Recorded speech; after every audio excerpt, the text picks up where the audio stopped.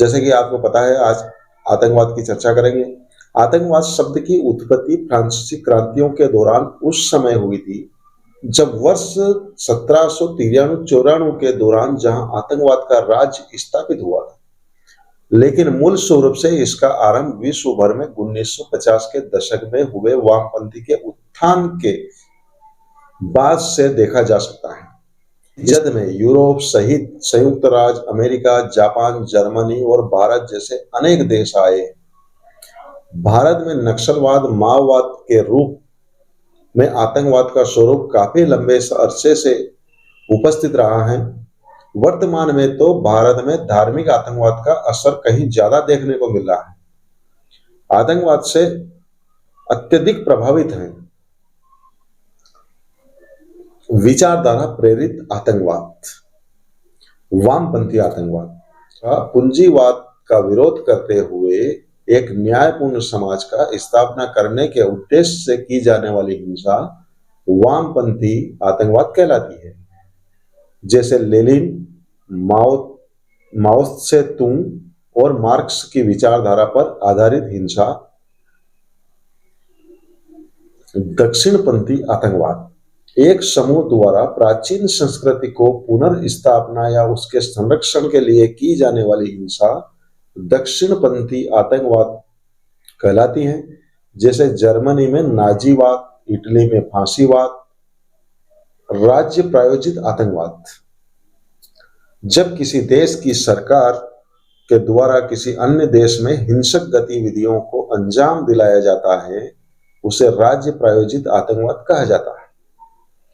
इस प्रकार की हिंसा सामान्य विदेश नीतियों के उद्देश्य को प्राप्त करने के लिए की जाती है। जैसे रूस द्वारा बाल्कन क्षेत्र में इस्लाव लोगों का समर्थन, प्रथम विश्व युद्ध के बाद बुल्गारिया द्वारा युगोस्लाविया के विरुद्ध मैसेडोनिया के क्रांतिकारियों का इस्तेमाल, शीत युद्ध के दौरान पश्चिम देशों द्वारा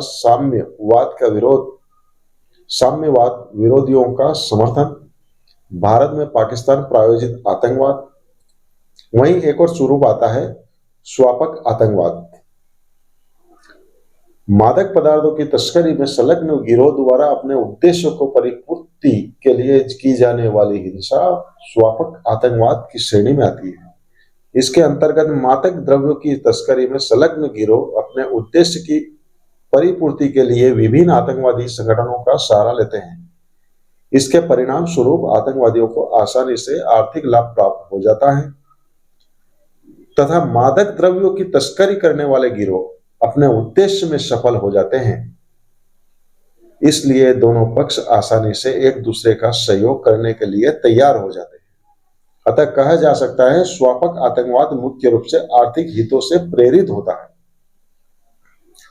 और भारत में आतंकवाद के नियंत्रण हेतु उठाए गए कदम। भारत विश्व में आतंकवाद से सर्वाधिक प्रभावित देशों में से एक है। Institute for economics and peace की माने तो वर्ष 2018 में भारत आतंकवाद से 7वां सर्वाधिक प्रभावित देश था। आजादी के बाद से ही भारत में अनेक आतंकवादी घटनाएं घटित होती रही हैं। एक रिपोर्ट के अनुसार वर्ष 2001 से 2018 के मध्य में आतंकवादी हमलों के कारण 8,000 से ज्यादा लोग मारे गए हैं। ऐसे में भारत सरकार ने इसे नियंत्रण करने के लिए विभिन्न कदम उठाए हैं जो निम्नानुसार है। सभी प्रकार की आतंकवादी गतिविधियों से निपटने के लिए भारतीय संसद ने वर्ष 1967 में गैर कानूनी गतिविधि रोक पारित किया था तथा इसे और प्रभावित बनाने के लिए 2004 में इसमें संशोधन भी किया था। भारतीय संसद में वर्ष 1987 में आतंकवाद गतिविधि पर लगाम लगाने के लिए और आतंकवादी विघटनकारी क्रियाकलाप निवारण अधिनियम टाडा पारित किया था। वर्ष 2002 में भारतीय संसद में आतंकवाद निवारण अधिनियम पोटा भी पारित किया था।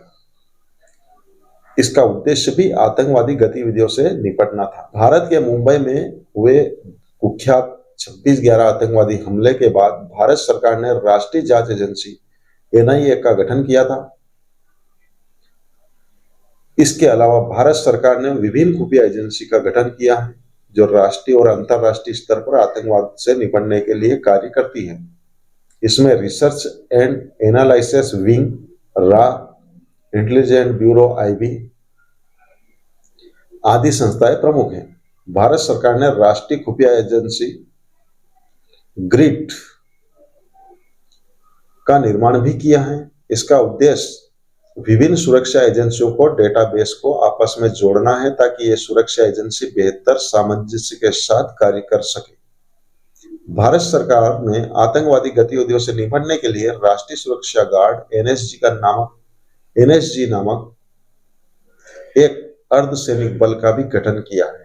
इसके अलावा Bharat financial action task force नामक अंतर्राष्ट्रीय संगठन का भी सदस्य है जो मुख्य रूप से धन शोधन व आतंकवाद के वित्तीय पोषण को रोकने में कार्य करती हैं।